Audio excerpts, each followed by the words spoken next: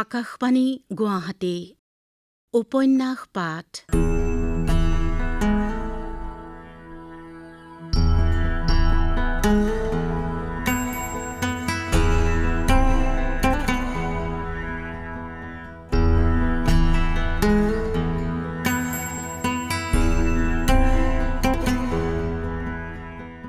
এই অনুষ্ঠানটিত প্ৰচাৰ হৈ আছে অৰূপা পতংগীয়া কলিতাৰ উপন্যাস অয়নান্তৰ ধাৰাবাহিক পাঠ।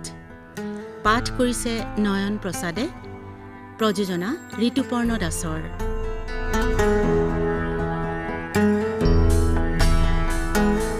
এয়া শুনক অয়নান্ত।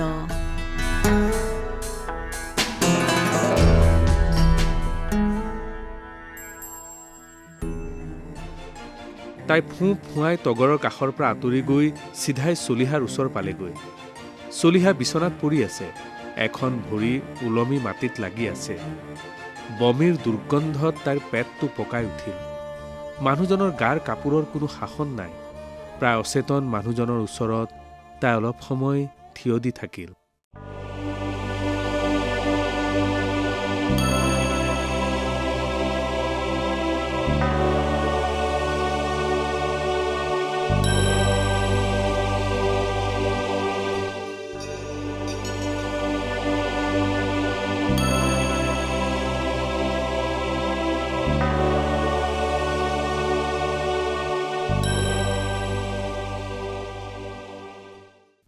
মই যাওঁ। তগৰে আহি তাইক সেৱা কৰিছেহি। তগৰে তাই দিয়া সূতাৰ মেখেলা চাদৰযোৰ পিন্ধিছে। মচুৱা গুমসাফেন বেনিডাল পৰিপাটিকৈ তাইৰ বুকুৱেদি বাগৰি তললৈ নামি গৈছে। তগৰে সদায় লোৱা দি কাজলৰ ফোঁটটোও লৈছে।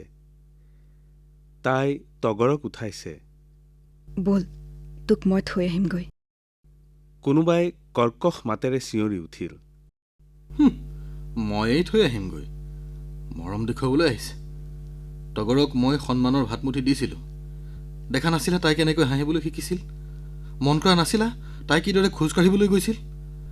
তাইৰ সেটা মুখখনলৈ কেনেকৈ তেজ আহিছিল তুমি লক্ষ্য কৰা নাছিলা? তাই তলমূৰ কৰি ৰৈ আছে। নালাগে, মই অকলেই যাম। তগৰে বাকচটো হাতত ল'লেই। তোক মই অকলে কেনেকৈ যাবলৈ দিম? তাইৰ মাতত কাকুতিৰ সুৰ ফুটি উঠিল। তাই বাপুতি লক্ষ্মীক ঘৰুৱা কাম কাজৰ দিহা দি উঠি সৰু ল'ৰাটো শুই থকা বিচনাখনৰ ওচৰলৈ গ'ল। মাক বুলি ভাবি গাৰুটোৰ ওপৰতে ভৰি দুটা তুলি সি শুই আছে। তাৰ 7 বছৰ হৈছে। ডাঙৰ ল'ৰা দুটাক চলিহাই 6 বছৰতে শ্বিলঙৰ স্কুললৈ পঠালে। ইয়াকো পঠোৱাৰ কথা আছিল, তাইহে জোৰকৈ ৰাখিছে। তথাপি আৰু এমাহৰ পাছতে তাকো পঠোৱাৰ কথা ঠিক হৈ গৈছে। কাগজ পত্ৰ সকলো ঠিক ঠাক। তাৰ গাৰ কাপোৰখন ঠিক কৰি গালতে চুমা এটা খালে। সি শুই উঠিয়ে গাখীৰ বিচাৰিব। গাখীৰ এগিলাচ আনি বিচনাৰ ওচৰতে থৈ ঢাকি দি তাই অলপ ৰ'ল। তাৰ বাবে কৰা ছুৱেটাৰটোৰ অকণমান কাম বাকী আছিল। ততাতৈয়াকৈ শেষ কৰি নতুন ছুটকেছটোত ভৰাই দিলে। বাকচটোত এসোপা মাৰ্বল গুটি সিঁচৰিত হৈ আছে। তাৰ গাড়ী, পুতলা, আনকি ভঙা লাটুমটো পৰ্যন্ত বাকচত সোমাই আছে। হোষ্টেলৰ পৰা বন্ধত অহা ল'ৰাকেইটাই আজিকালি মাকক আগৰ দৰে নিবিচাৰে। সিহঁতৰ বহুত নতুন নিচা হৈছে, বন্দুক চলোৱা, ঘোঁৰাত উঠা, সাঁতোৰা, খেলা। এইবছৰ বোলে সিহঁতক স্কুলৰ পৰাই বন্ধত কৰবালৈ ফুৰাবলৈ নিব। কালি সৰহকৈ পইচা খুজি সিহঁতে চিঠি দিছে। পাৰিব, ইও পাৰিব, কেইদিনমানৰহে কথা। তাই অলপ সময় ল'ৰাটো বুকুত লৈ পৰি থাকিল।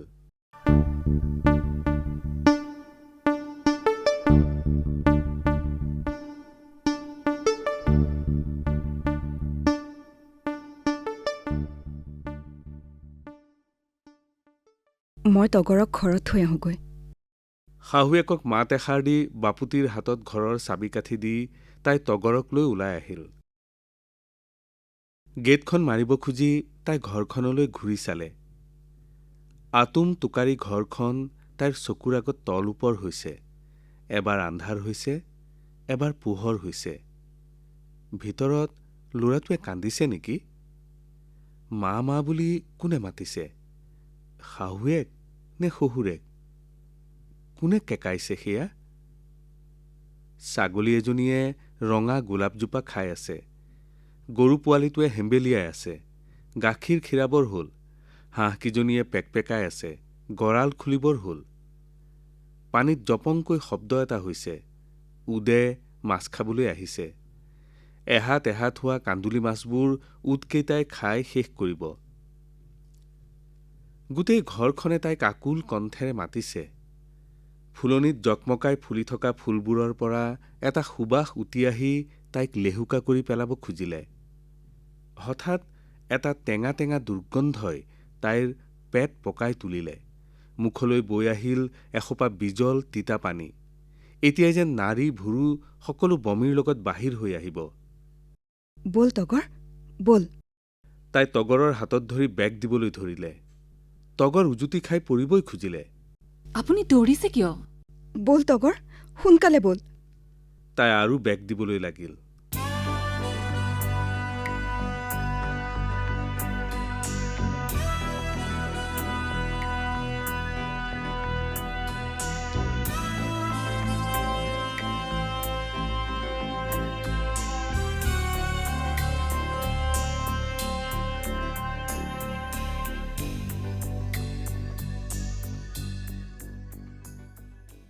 বাছৰ পৰা নামি তগৰে তাইৰ ফালে চাইছে। আপুনি আইতাহঁতৰ ঘৰলৈ যাব? এৰা, তাই কলৈ যাব? ক'ৰবাত শুব লাগিব, ক'ৰবাত খাব লাগিব। আইতাহঁতৰ ঘৰলৈ গ'লে কোনজনী মামীয়েকে তাইক ৰাখিব? নে আইতাকৰ উদং বিচনাত শুই তাই কাষৰ গা ধোৱা ঘৰটোত ভাত ৰান্ধি খাব লাগিব? যদি আইতাকৰ উদং ৰুমটো, গা ধোৱা ঘৰত তগৰে পতা পাকঘৰটো নাইকিয়া হৈছে? তই কলৈ যাবি তগৰ? মই কেন্দুগুৰিলৈ যাম। কেন্দুগুৰিত ক'ত থাকিবি? কিয়? তাত মোৰ কোৱাৰ্টাৰ আছে নহয়। তগৰে অকণমান হাঁহিছে। ৰছী মৰা ব্লাউজ পিন্ধা মানুহজনীয়ে মিঠাই টোপাই মৰা হাঁহিটো। তাই তগৰৰ মুখখন চাই আছে। মোৰ তালৈকে ব'লক। আজি এমাহ নাই, ঘৰ দুৱাৰ লেতেৰা হৈয়ে আছে চাগৈ।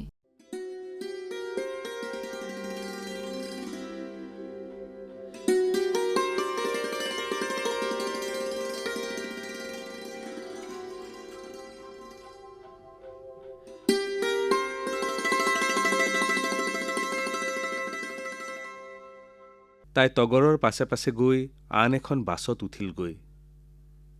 হামদৈ পথাৰখন দুইফালৰ পৰা ঘৰে হেঁচি আনিলেও এতিয়াও আছে। বাছৰ পৰা নামিয়ে চাৰিআলিত দেখা কেন্দু গছজোপাও আছে। কেন্দু গছৰ ৰঙা পাতবোৰো আছে। ধান মিলটো আছে, মাত্ৰ তিলাৰ দৰে ধানৰ দমবোৰ নাই। বৰপুখুৰীটো আছে। মদাৰজোপাৰ তলৰ জেউতীয়ে পানী নিয়া ঘাটটোত এখন নতুন দলং হৈছে। হস্পিটেল নতুন হ'ল। দেউতাকে কাম কৰা ভঙা চিঙা ঘৰটো নাই। তগৰ হস্পিটেলখনলৈ সোমাই গৈছে। তাইও পাছে পাছে গৈ থাকিল। হস্পিটেললৈ সোমাই যাওঁতে কিমান মানুহে তগৰক মাতিছে। নাৰ্ছ, ডক্তৰ, বেমাৰী, কিমান মানুহ। হস্পিটেলৰ পাছফালে থকা এলানি ঘৰৰ এটা ঘৰৰ আগত তগৰ ৰ'ল। কেইজনীমান ছোৱালীয়ে তগৰক ঘেৰি ধৰিলেহি। হাঁহি হাঁহি তগৰে এটা সৰু দুকুঠলীয়া ঘৰৰ তলা খুলিলে। বন্ধ ঘৰটোৰ দুৱাৰ খিৰিকী খুলি খুলি তগৰে তাইলৈ চাইছে। তগৰে কাপোৰ সলাই ঘৰ চাফা কৰাত লাগিল। তগৰে বিচনাখন জোকাৰিছে। ঠিক বিচনাখনৰ মূৰৰ শিতানতে এজোপা কৰবী গছ। সেউজীয়া গুটিবোৰ ওলমি খিৰিকীখনৰ ওচৰ পাইছেহি। ভিতৰ সোমাই তাই দেখিলে কৰবীজোপাৰ কাষৰ খিৰিকীখনৰ ওচৰতে এখন বিচনা আছে। তাই বিচনাখন খিৰিকীখনৰ ওচৰৰ পৰা টানি টানি আঁতৰালে। কিনো কৰিছে? এই ক'ৰবাত সাপ সুপ বগাই আহিব। বিচনাখন আঁতৰাই দিছোঁ। চাইছে নেকি? তগৰে কৰবী গুটিকেইটা চাইছে নেকি? তগৰ পাছফালে কুঁৱাটোলৈ বাল্টি এটা লৈ গৈছে। তাইও পাছে পাছে গ'ল। তগৰে পানী তুলিছে। তাই ওচৰতে ৰৈ থাকিল। কুঁৱাৰ পাৰখন পিছল, পৰিলে দুখ পাব। এনেই সাৰ ফাটি আছে। তগৰে তাইক পঠিয়াব খুজিছে কিয়? তগৰে কাঁহী বাতিকেইটা ধুই ভিতৰলৈ আহিল। মই হস্পিটেলৰ ৱাৰ্ড বয়টোৰ হতুৱাই অলপ বজাৰ কৰাওঁ। আপুনি এইকেইটাকে খাই লওক। তগৰে তাইক বিস্কুট দুটামান দিছে। কাষৰ ঘৰটোৰ ছোৱালীজনীয়ে দি গৈছিল। হস্পিটেললৈ তগৰ কিয় যাব খুজিছে? কি আনিব খুজিছে তাই? বেজী? ঔষধ? নালাগে দে আনক মাতিব। আমিয়ে কি ক'ত লাগে লৈ আহোঁগৈ। অলপ খোজকঢ়াও হ'ব। বহি বহি ভৰিকেইটা জিনজিনাই গৈছে। তাই তগৰৰ লগত আলিমূৰৰ দোকানখনলৈ বুলি আগবাঢ়িল। তগৰ বাইদেউ আহিলে? তগৰ আইজনী ক'ত আছিলি ইমান দিন? তগৰ মাহী আহিলে? তগৰ কেতিয়া আহিলি? আমি তোক পেহীয়েৰে শিৱসাগৰতে ৰাখি থ'ব বুলিহে ভাবিছিলোঁ। মানুহৰ নানান প্ৰশ্ন। তগৰে মানুহবোৰক হাঁহি মূৰ দুপিয়াই বা এটা দুটা কথাৰে উত্তৰ দি গৈছে। তাইৰ চকুৰ পানী পৰিব খুজিছে। গোটেইখন ধুঁৱলি কুঁৱলী লাগিছে। মই কৈছিলোঁ নহয় আপুনি আহিব নালাগে বুলি। ভাগৰত মুখখন ক'লা হৈ গৈছে। বিচনাত পৰালৈকে তাইৰ স্নায়ুবোৰ দপদপাই থাকিল। তগৰে কুঁৱাৰ পাৰত বেছি দেৰি কৰিছে নেকি? কেৰাচিনৰ বটলটোৰে তাই কি কৰিব খুজিছে? কৰবী গুটিবোৰ হাতেৰে ঢুকি পোৱাতে আছে নেকি? গোটেই ৰাতি তাই তগৰক ধৰি থাকিল।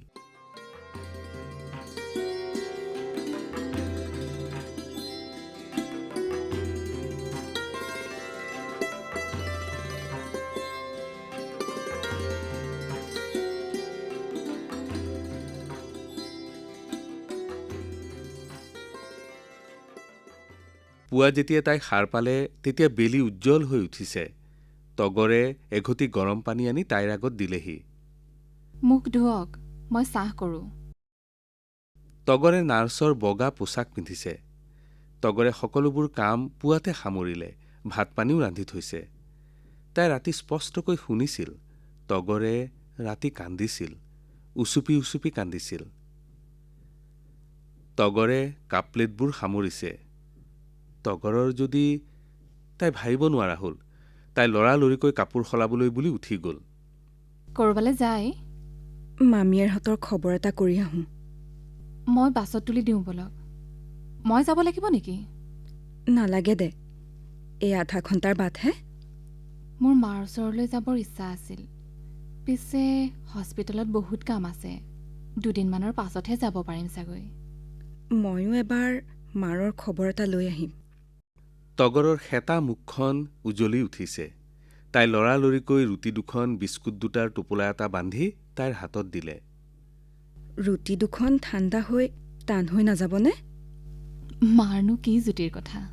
কিবা এটা চুবাবলৈ পালেই হ'ল। ভাতোৱে কুটা দি কুটি থাকিব আৰু। তগৰৰ চকুহাল চলচলীয়া হৈছে। তাই খৰ খোজেৰে তগৰৰ সৰু ঘৰটোৰ পৰা ওলাই আহিল। তগৰ পাছে পাছে আহিছে। মই বাছত তুলি থৈ আহোঁ বলক। নালাগে নালাগে। মই ইঘৰ সিঘৰ ফুৰিম। ইয়াতে বহুত দিন আছিলোঁ নহয়। বহুত চা চিনাকি আছে। তগৰ উভতি গ'লগৈ। তাইৰ হাতৰ পৰা তগৰে দিয়া ৰুটি বিস্কুটৰ টোপোলাটো সৰি পৰিল। তাই তগৰৰ টোপোলাটো তুলি লৈ ধূলিবোৰ জোকাৰি সামৰি ল'লে। কলৈ যোৱা ভাল হ'ব? কলৈ যাব? বগীৰ ওচৰলৈ? তাই বা কেনে আছে? তাইৰ জীৱনলৈ কোনোবা আৰু আহিলনে? বগীৰ ঘৰটো বা ক'ত আছিল? নৈ পাৰৰ কোনোবা এঠাইতে আছিল। বুঢ়া মানুহজনে তাইলৈ বেকাকৈ চাইছে। কোন বগীৰ কথা সুধিছে আইদেউ? কি পৰিচয় দিব বগীৰ? কাৰ কথাই বা ক'ব? বগী মানে সেই বাপেকৰ চিন নোহোৱা। মানুহজনে হাঁহিছে। এইফালে গৈ এই বাওঁফালে ঘূৰিব। সেই খণ্ডত বগীক সকলোৱে চিনি পায়।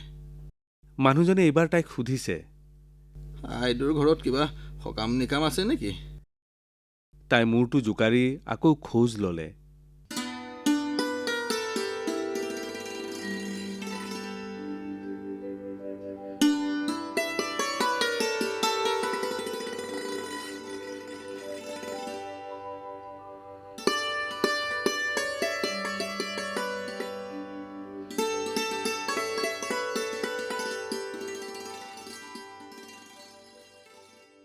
ঠিকেই সেইখিনি ঠাইত বগীক সকলোৱে চিনি পায়।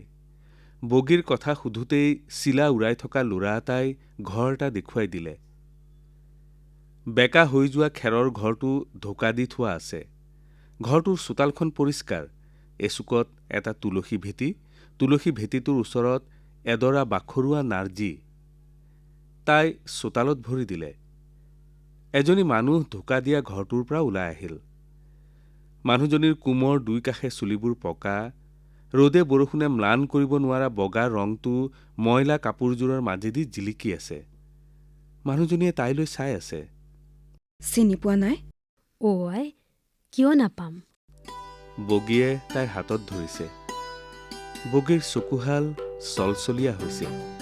তাইক ভিতৰলৈ লৈ গ'ল। জেকা বৰষুণ পৰি পৰি ভেঁকুৰ উঠা ঘৰটোৰ ভিতৰতে পচা পচা গোন্ধ। বগী বিব্ৰত হৈছে। তাই নিজেই পীৰা এখন পাৰি বহিলে। বগী, তোৰ বিয়া বাৰু হোৱা নাই? তামোল কাটি থকা বগীয়ে হাঁহি এটা মাৰিলে। অকণো সলনি হোৱা নাই। সেই কজলা চকুহাল অলপো সলনি হোৱা নাই। বগীয়ে তাইলৈ তামোল এখন আগবঢ়াই দিলে। জেউতীয়ে মোক তোমাৰ বিয়াৰ কথা কৈছিল। তাই হেপ ঢুকিছে। যদি বগীয়ে এতিয়াই কৈ দিয়ে মই তাক কিয় মাৰিছিলোঁ জানা? জেউতীৰ ভালনে? এবাৰ টাউনলৈ পূজা চাবলৈ যাওঁতে গৈছিলোঁ। তাইৰ ল'ৰা ছোৱালী হৈছেনে? ছোৱালী এজনী হৈছে। তেনেই জেউতীৰ মুখখনকে পাইছে। উকিলৰ আগৰজনী ঘৈণীয়েকৰ ল'ৰা ছোৱালীবোৰেও জেউতীক দেৱীহেন দেখে। তই কি কৰ আজিকালি? মানুহে মাতিলে বিয়া সকামত ইটো সিটো কৰি দিওঁ। এজনী মানুহৰ পেটহে। পিছে তোমাৰ ল'ৰা ছোৱালী কেইটা? ল'ৰা 3টা। বগীয়ে সুধিব নেকি ল'ৰাকেইটাৰ দেউতাকৰ কেনে? তাই উঠিছে। যাওঁ দে বগী। একো এটা দিব নোৱাৰিলোঁ। বগীয়ে তাইক পদূলিলৈ আগবঢ়াই থবলৈ আহিছে। তুলসী ভেটিৰ ওচৰৰ নাৰ্জীডৰাত এজাক ল'ৰা ছোৱালী। বগীয়ে ৰুদ্ৰমূৰ্তি ধৰি ল'ৰা ছোৱালীগালক খেদি গ'ল। ল'ৰা ছোৱালীগাল পলাই পত্ৰং দিলে। তাই জপনামুখ পাইছেহি। জপনামুখত ল'ৰা ছোৱালীগালে পেলাই থৈ যোৱা দুপাহমান পাপৰি সৰা বাখৰুৱা নাৰ্জীত ভৰি দিবলৈ গৈ তাই ৰৈ গ'ল। ফুলকিপাহ নীৰৱে বগীৰ হাতত তুলি দি তাই বেগা বেগিকৈ ওলাই আহিল।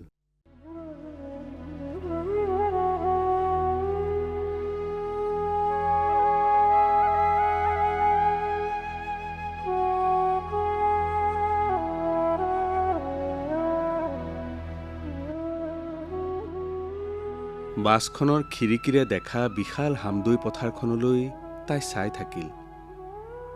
আগতে কেন্দুগুৰিৰ পৰা চহৰলৈ এই আধা ঘণ্টাৰ ৰাস্তাটোত অকল হামদৈ পথাৰখনেই আছিল। এতিয়া চহৰৰ ফালৰ পৰা আৰু কেন্দুগুৰিৰ ফালৰ পৰাও পথাৰখন লানি লানি ঘৰে হেঁচি আনিছে। বগীয়ে জুপুকা মাৰি বহি থাকিবলৈ হামদৈ পথাৰখন তথাপি আছে। বাছৰ পৰা নামি তাই ৰাস্তাত ভৰি দিলে। বদলি গৈছে, সকলো বদলি গৈছে। ৰাস্তাবোৰ ঠেক ঠেক হৈ পৰিছে। বোকা আৰু মাজে মাজে পানী জমা হৈ থকা ৰাস্তাৰ গাঁতবোৰ জখবৰাই দেখা হলে নিশ্চয় মাতি আনি ঢলপুৱাতে এই গাঁতবোৰ পুতি পেলালেহেঁতেন। কাৰো ঘৰ তাই চিনি পোৱা নাই।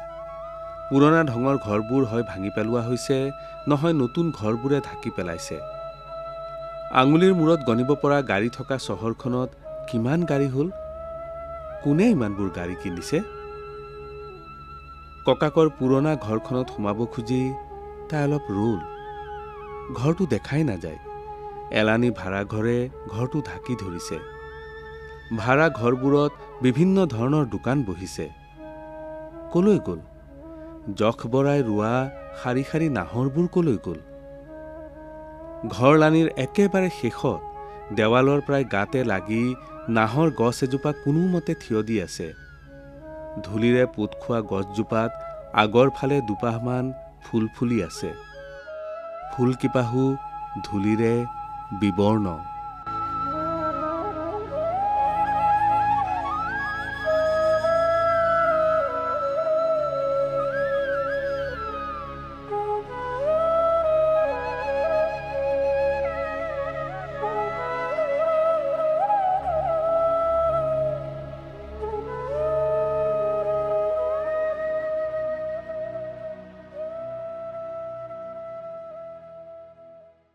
উপন্যাস পাঠ অনুষ্ঠানত শ্ৰোতাসকলে মন পৰে অৰূপা পতংগীয়া কলিতা ৰচিত উপন্যাস অয়নান্তৰ ৭৭ খণ্ডটি শুনিলে। পাঠ কৰিলে নয়ন প্ৰসাদে। বিভিন্ন চৰিত্ৰত অভিনয় কৰিলে বুঢ়া মানুহ ঋতুপৰ্ণ দাস, তগৰ চয়নিকা ডেকা, বগী বহ্নী শিখা বৰা আৰু বীণাৰ চৰিত্ৰত আছিল মেলোডী পাটগিৰি। প্ৰযোজনা কৰিলে ঋতুপৰ্ণ দাসে। অয়নান্ত উপন্যাসখনিৰ পাঠৰ ৭৭ খণ্ডটি শুনিবলৈ পাব অহা সপ্তাহৰ এই একেটা বাৰৰ এই একে সময়তে।